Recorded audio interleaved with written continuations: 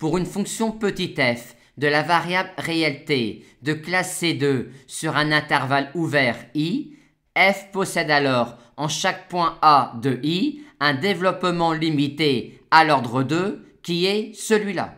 avec ici un terme linéaire par rapport à h et ici un terme quadratique par rapport à h. Et on va voir maintenant ce qu'il en est pour une fonction f à n variables de classe C2 sur un ouvert U de Rn et à valeur réelle. F va alors également admettre en chaque point A de l'ouvert U un développement limité à l'ordre 2,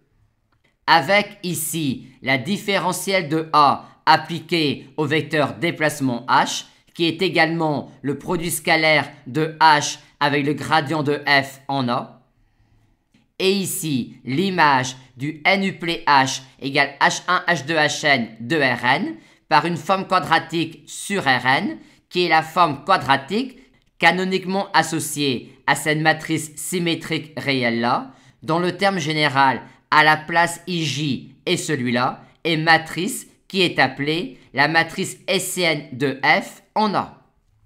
Ainsi, pour une fonction f à n variables de classe C2 sur un ouvert U de Rn et à valeur dans R, le développement limité de f en un point A quelconque de U à l'ordre 2 peut se lire de la manière suivante, à savoir, quand le vecteur déplacement h tend vers le vecteur nul, on a f de a plus h qui est égal à f de a plus l'image du vecteur h par la différentielle de f en a plus 1 demi de l'image du vecteur h par la forme quadratique sur Rn canoniquement associée à la matrice symétrique réelle qui est la matrice hessienne de f en A, plus un terme qui est négligeable devant le carré de la norme de h.